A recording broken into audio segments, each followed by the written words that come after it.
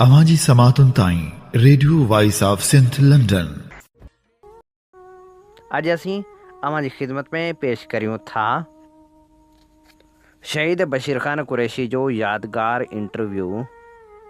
हीअ panel interview वरितो हो जदीद सिंधी साफ़ जे बानी radio voice of Sindh London जे सरवाण साईं इमदाद अली ओढे, सर्वेज ओढे ऐं मेहदी शाह।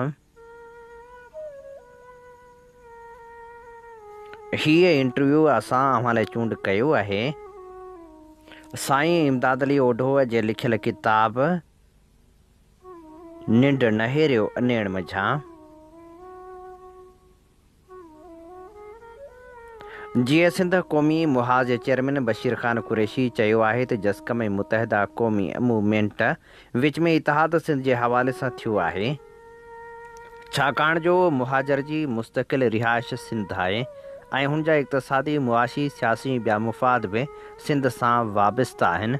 हुननि खे रहणो बि हिते आहे, मुफ़ाद बि गॾु आहिनि।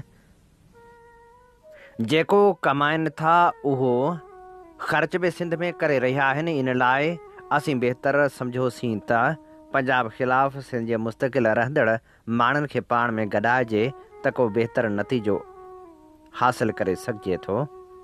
हुन चयो त पहिरियां मुहाजिर पाण खे जुदा क़ौम सॾाईंदा हुआ, पर अॻिते हली अल्ताफ़ हुसैन मीडिया सां मुख़्तलिफ़ मौक़नि ते ॻाल्हाईंदे इहो मौक़िफ़ रखियो त असीं उर्दू ॻाल्हाईंदड़ सिंधी आहियूं ऐं सिंध जा पुट आहियूं।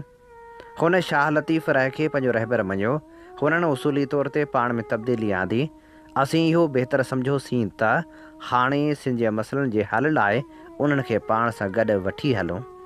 हुन चयो त सिंध जो जागीरदार ऐं वॾेरो सिंध जे क़ौमी मसइलनि जे हल लाइ असां सां गॾु हलण लाइ तयारु न आहे, पर मुतहदा वारनि वटि स्ट्रीट पावर ऐं ऑर्गेनाइज़ेशन बि आहे ऐं सिंध जी ॻाल्हि बि कनि था त पोइ गॾिजी हलण में को आर कोन्हे।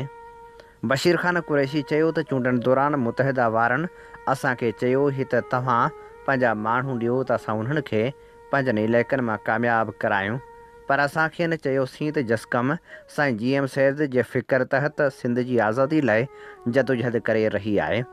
असां पार्लियामानी सियासत ते यकीन नथा रखूं, छो जो 1973 जे आइन में असांखे क़ौम तस्लीम न कयो वियो आहे। वरी MQM हुकूमत ठाहिण वक़्तु असांखे ऑफर कई त असांखे पंहिंजा माण्हू ॾियो त असां उन्हनि खे एडवाइज़र मुक़ररु कयूं, पर असां हुकूमत में शामिलु थियण लाइ तयारु न आहियूं। जस्कम मुतहदा खे चयो त तव्हां सिंध जे फ़ाइदे में जेको बि कमु कंदो त असां तव्हां सां गॾु हूंदासीं। बशीर ख़ान कुरैशी चयो त हिन वक़्तु पाणी जो तमामु वॾो मसइलो आहे ऐं कालाबाग डैम जे हवाले सां गवर्नर सिंध जेको पंजाब में बयानु ॾिनो उहो अजीब हुयो। गवर्नर मूंसां मुंहिंजे घर में जेका मुलाक़ात कई उते मूं इहो महसूसु कयो त हीअ सिंध जे मसइलनि खे हल करण में संजीदा आहिनि ऐं दिलचस्पी वठी रहिया आहिनि। गवर्नर मूंखे चयो त NFC अवार्ड ऐं पाणी जे मसइले ते असां मुकमिल तौरु स्टैंड वठंदासूं। थल कैनाल जे ख़िलाफ़ु असां असेंबली में ठहराव पास कंदासूं।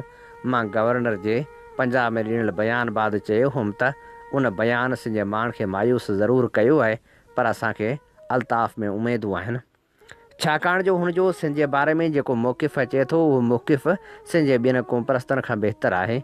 अॻिते हली ॾिसिजे त हू सिंध जे मसइलनि जे हल लाइ केतिरा सचा आहिनि। वक़्तु अचण ते ख़बर पइजी वेंदी ऐं मुतहदा जे लाइ सिंधी अवाम वटि ख़दशा ज़रूरु आहिनि। उहे तॾहिं ख़तमु थींदा जॾहिं हूअ सिंध जे मसइलनि जी जदोजहद लाइ मैदान में साम्हूं ईंदा ऐं असांखे उमेदु आहे त मुतहदा वारा बहितर किरदारु अदा कंदा। जस्कम चेयरमैन बशीर ख़ान कुरैशी हिकु सवाल जे जवाब में चयो त हिन वक़्त ताईं जमहूरी सिस्टम में सिंध जो को बि मसइलो हल न थियो आहे। वेतर मसइला वधी विया आहिनि। सिंधी असेंबली 3 दफ़ा कालाबाग डैम खे रद्द कयो, पर पंजाब होड ते क़ाइमु आहे त कालाबाग डैम ज़रूरु ठाहींदो। पाकिस्तान में जेका बि हुकूमत इक़्तिदार में अचे थी उनखे पंजाब जो आशीर्वाद हासिलु आहे। उहा हुकूमत पंजाब जे पॉलिसियुनि ते अमल करण जी यकीन दहानी बाद अचे थी ऐं मुतहदा वारा बि लाज़मी पंजाब जी मर्ज़ी सां आया हूंदा। अहिड़ी सूरतहाल में पंजाब ख़िलाफ़ु खुली तरह कमु करणु ॾाढो ॾुखियो थो लॻे। असां सम्झूं था त पाकिस्तान जे फ्रेम वर्क में रही करे सिंध जा मसइला कॾहिं बि हल नथा थी सघनि, छाकाणि जो जेकॾहिं सिंध जा मसइला हल थींदा त पंजाब बुख मरंदो। सिंध जा कुदरती वसीला तेल गैस पेट्रोल कोयलो शामिलु आहे जे कमाए जेकॾहिं सिंध खे मिले थी त पोइ पंजाब छा खाईंदो। ऐं पंजाब जो बचाव इन में आहे त सिंध जे वसीलनि ते संदन कब्ज़ो क़ाइमु रहे ऐं उहो मुमकिन न आहे त पंजाब सिंध खे सवलाई सां पंहिंजा हक़ ॾींदो। हुन चयो त सिंध मसइलनि जे वर चढ़ियल आहे जिन में अमन अमान जी ख़राबु सूरतहाल बेरोज़गारी ऐं तहफ़ुज़ जी अदम मौजूदगी जहिड़ा मसइला शामिलु आहिनि। सिंध जे माण्हुनि ते क़बीलाई सिस्टम पिणु हावी आहे। अहिड़ा माण्हू क़बीलाई जहिड़नि जे वर चढ़ी था वञनि जिन जो जहिड़नि सां तालुक़ बि न आहे ऐं मरंदड़नि खे इहा ख़बर बि कोन्हे त उहे कहिड़े गुनाह में मारिया विया, पर सरकार इन सिलसिले में मुकमिल ख़ामोश आहे। अहिड़ी सूरतहाल जे नतीजे में सिंधी माण्हू ख़ुदकशियूं करण ते मजबूर थी विया आहिनि ऐं वॾेरा किरोड़े रुपया ख़र्च करे चूंडूं विढ़ी रहिया आहिनि ऐं हू चूंड विढ़ण बाद ख़र्च कयल पैसा मुनाफ़े समेत वापसि हासिलु करणु चाहिनि था। असेंबली मेंबरनि खे आवाम जे मसइलनि सां का बि दिलचस्पी कोन आहे, हुनखे सिर्फ़ु माल खपे। बशीर ख़ान कुरैशीअ चयो त मौजूदा सिस्टम में माण्हुनि जा मसइला हल थींदे नज़र नथा अचनि। असां सम्झूं था त असां साईं GM साहिब जे फ़िक्र तहत ई सिंधी माण्हुनि जा मसइला हल करे सघूं था ऐं सिंध जी आज़ादी सिंध जे मसइलनि जो हल आहे। बशीर ख़ान कुरैशी चयो त असां सिंध जी आज़ादी साईं GM साहिब जे फ़िक्र तहत अदम तशदुद जे बुनियाद ते वठणु चाहियूं था ऐं असां मथां इहो नज़रियाती कमु सौंपियल आहे। माण्हुनि में शौर जी घटिताई आहे। असांखे आज़ादी जी हासिलात लाइ मुश्किलातूं दरपेश आहिनि। बुख बदहाली बेरोज़गारी वधंदी पई वञे, नौकरियूं असां वटि कोन आहिनि। वापार में सिंध जो माण्हू अॻिते कोन आहे। ॿिनि वसीलनि ते पंजाब जो कब्ज़ो आहे। आख़िरी वसीलो पाणी आहे, उन ते बि पंजाब क़ाबिज़ थियो आहे ऐं हू सिंध खे तबाह करणु घुरे थो। जॾहिं बुख ऐं बदहाली अञा वधंदी त माण्हू इनक़लाब लाइ तयारु थींदा। अॻे जी भेट में माण्हू सिंध जी आज़ादी में दिलचस्पी वठनि था ऐं हर माण्हू पाकिस्तान मां बेज़ार आहे ऐं हू पाकिस्तान मां जान छॾाइण लाइ तयारु आहे। पर असां जे ॾुखे पंध में अवाम खुले तरीक़े सां शामिलु थियण लाइ तयारु कोन्हे, पर उन बावजूदि आम माण्हू जूं हमदर्दियूं असां सां वधियूं आहिनि। असांजी ऑर्गेनाइज़ेशन मज़बूत ऐं मेंबर साज़ी में इज़ाफ़ो थी वियो आहे ऐं शऊर पिणु वधी रहियो आहे। चवंदा आहिनि त बुखियो गिदड़ शींहं सां बि विढ़ी पवंदो आहे ऐं जॾहिं बुख हूंदी त माण्हू काॾे वेंदा। सिंध जी 80% अवाम जो मुआशी गुज़र ज़रायत ते आहे ऐं जॾहिं पाणी न हूंदो त पोइ गुज़रान कीअं थींदो। अहिड़ी सूरतहाल में सिंध जी आज़ादी जो माहौल साज़गार थी रहियो आहे। असां सिंधियुनि खे एतिरी सघ कोन आहे जो बंगालियुनि या ॿियनि वांगुरु हथियार बंदि थी आज़ादी वठी सघूं। छाकाणि जो साईं GM साहिब जो चवणु हुयो त जेकॾहिं आज़ादी हथियार बंदि थी वठंदासीं त पंजाब असांखे ख़तमु करे छॾींदो। निढियूं निढियूं वेढ़ियूं थींदियूं ऐं इनशाला फ़तह असांजी थींदी। छाकाणि जो असां हक़ ते आहियूं। हीअ धरती ऐं वतन असांजो आहे। हज़ारे वरियनि खां धरती ते आबाद आहियूं। पाकिस्तान ऐं मज़हब जे नाले ते असांखां वसीला खसिया विया आहिनि। बशीर ख़ान कुरैशी चयो त साईं GM साहिब जी जमायत में दाख़िल थी जदोजहद करणु ॾाढो ॾुखियो कमु आहे, छाकाणि जो उहो कंडनि जी सेज वांगुरु आहे जंहिंमें जेल गद्दारी जा लक़ब पंहिंजनि खां जुदायूं ऐं ॿियूं घणियूं ई तकलीफ़ूं आहिनि।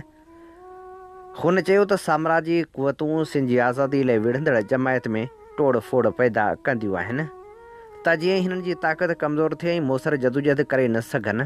ॿियो इहो ॾुखियो पंध हुजणु सबबु माण्हू इहो महसूसु था कनि त अलाए कॾहिं आज़ादी मिलंदी। अलाए 50 साल लॻनि, अलाए 100 साल। उन करे उनखे छॾे हूअ मुफ़ादनि वारी सियासत खे अहमियत ॾियनि था ऐं जॾहिं सिंध जी आज़ादी वेझी ॾिठीसीं त उन में शामिलु थी वेंदासीं। केतिरनि ई सियासी लीडरनि जिन में कादर मक्सी, डॉक्टर अरबाब इदरीस चांडियो ऐं ॿिया शामिलु आहिनि वॾा वॾा नारा हयां त आज़ादी गोरिला वेड़ ज़रिए हासिलु करे सघिजे थी। जेकॾहिं असीं शुरू कंदासीं पर अॻिते हली उहे धुरियूं सिंध जी आज़ादी ताईं हथ खणी वियूं।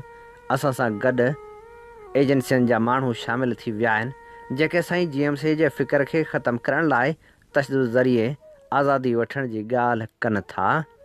बशीर ख़ान कुरैशी क़बीलाई जहिड़नि जे सिलसिले में पुछल सुवाल जे जवाब में चयो त सिंध जे माण्हुनि खे ख़ुदा ताला साञाह ॾे त हूअ हिक ॿिए खे क़तल न कनि ऐं क़बीलाई जहिड़नि खां पासो कनि। असां महरनि ऐं जतोइन खे ठाह करण ते मुबारकबाद पेश करियूं था। उहो हिकु चङो क़दम आहे।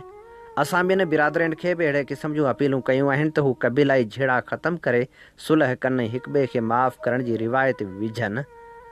ज़ाती अनाऊं एतिरियूं मज़बूत थी चुकियूं आहिनि जो माण्हू थोरी थोरी ॻाल्हि तां बि हिक ॿिए जा खून करे था विझनि। हुन चयो त क़बीलाई झेड़नि खे वधाइण में क़बीलाई सरदारनि जो पिणु अहम किरदारु आहे, छाकाणि जो क़बीलाई झेड़नि जा जेके ठाह या फ़ैसिला थींदा आहिनि उन्हनि में जेके चटियूं पवंदियूं आहिनि उन मां अधु सरदार खणंदा आहिनि। जेकॾहिं खून जी बहा 3 लख हूंदी त लख मिलंदो मालिक खे, 1.5 लख या 2 लख सरदार खणंदो, उन मां कुझु हिसो सरदार जे कमदार खे बि मिलंदो। या मिसाल तौरु कारोकारी जे मसइले ते जेकॾहिं औरत ते कारी जो इल्ज़ाम ईंदो त हू मरण खां बची वेंदी त पोइ उनखे वॾेरे जे कोर्ट में मोकिलियो वेंदो ऐं सरदार उहा औरत विकिरो कंदो ऐं उहा रक़म सरदार पाण वटि रखंदो ऐं कारी वारी धुर खां वरी अलॻि चटी वठी बि पाण खणंदो। अहिड़ी तरह वॾेरनि क़बाइली सरदारनि उनखे कारोबार बणाए छॾियो आहे, जंहिंमें ओताकनि ऐं बंगलनि जो ख़र्च हले थो। किथे किथे धुरियूं ठाहिणु चाहींदियूं आहिनि पर सरदार ठाह करणु न ॾींदा आहिनि। जेकॾहिं ठहंदा त वॾेरनि जो ख़र्च किथां ईंदो। हू बि सिंध जो वॾेरो सरकार जे ॾढ ते हली रहियो आहे, सरकार जे ॾाड़ ते हुकूमत करे थो। जेकॾहिं कंहिं वॾेरे वटि थाणे जो एसएचओ ईंदो आहे त हू उन जी मुर्शिद खां बि वधीक इज़त कंदो आहे। असां सम्झूं था त सिंध अंदरि क़बीलाई झेड़ा ख़तमु करण लाइ अख़बारूं ऐं सियासी धुरियूं अहम किरदारु अदा करे सघनि थियूं। ख़ुसूसी तौर ते सरदार ऐं जागीरदारनि खे पाबंद बणायो वञे ऐं उन्हनि जे किरदारनि खे अवाम आरो ज़ाहिर कयो वञे। असां बि क़बीलाई झेड़ा ख़तमु कराइण लाइ मेड़ मिंथ काफ़िला वठी धुरियुनि वटि वेंदासीं। शहीद बशीर ख़ान कुरैशी थल केनाल ते ॻाल्हाईंदे चयो त थल केनाल 100 साल पुराणो तकरारी मामिलो आहे ऐं अंग्रेज़ सरकार थल केनाल खे सिंध जे मुफ़ादनि ख़िलाफ़ु महसूसु कंदे उनखे ठाहिण खां रोके छॾियो, पर पंजाब थल केनाल ठाहिण लाइ ज़िद कयो बीठी आहे। हुन चयो त 19 लख एकड़ वारियासी ज़मीन जेका ख़ासि तौर ते फ़ौजी जनरल खे अलाट थींदी आहे उनखे आबाद करण लाइ थल केनाल ठाहियो पियो वञे। थल केनाल ठहियो त सिंध जा माण्हू ख़ुदकशियूं करण ते मजबूर थी वेंदा। उन तकरारी रिथा खे ख़तमु कराइण लाइ असां भरपूर ताक़त जो मुज़ाहिरो कंदासीं ऐं असां ॿियनि सिंध दोस्त धुरियुनि खे साण करे उन साज़िश ख़िलाफ़ु कराची में भरपूर एहतिजाज करे पंहिंजी ताक़त जो मुज़ाहिरो कंदासीं। असांजे चूंडियल असेंबलियुनि जी पंजाब वटि का बि हैसियत ऐं इज़त कोन आहे। हीअ सॼी सिंध जो मसइलो आहे। सॼी सिंध असां सां साथ ॾे। हुन हिकु सुवाल जे जवाब में चयो त मुतहदा जी हुकूमत में उहे लक्षण नज़र नथा अचनि त उहे सिंध जे माण्हुनि जा मसइला हल कंदा। सिंध जे हवाले सां मुतहदा खां इहा तक़ाज़ा आहे त हू सिंध जे माण्हुनि जा मसइला हल कनि। बाक़ी जेकॾहिं मुतहदा जा पिरकार बि मुस्लिम लीग ऐं PP वांगुरु रहिया त लाज़मी सिंध जो माण्हू सोचण ते मजबूर थी वेंदो ऐं पंहिंजे बचाव लाइ विढ़ंदो। हुन चयो त थल केनाल ऐं ॿियनि मनसूबनि ख़िलाफ़ु जस्कम पारां शुरू कयल मुज़ाहिरनि ऐं एहतिजाजनि खे MQM कॾहिं न रोकींदी ऐं मुतहदा बि असां सां उन्हनि मुज़ाहिरनि में गॾु हूंदी। जेकॾहिं हूअ इहा दावा कनि था त असां सिंध जा हिलाली पुट आहियूं त पोइ हुननि खे सिंध जी तकलीफ़ में भाङे भाईवार थियणो पवंदो। पाणी जो मसइलो सिर्फ़ु अंदरूनी सिंध न पर कराची जो बि आहे। हुन चयो त सिंध जा माण्हू कुकड़नि जी मेल में त दिलचस्पी वठनि था पर क़ौमी मसइलनि में न। पर असां मायूस न आहियूं, छाकाणि जो मायूसी कुफ़ुर आहे। हुन चयो त जेकॾहिं असांखे क़यामत में को अची कन में चवे त सिंध आज़ादु थी वई आहे त बि इहो सफ़र तमामु वेझो हूंदो।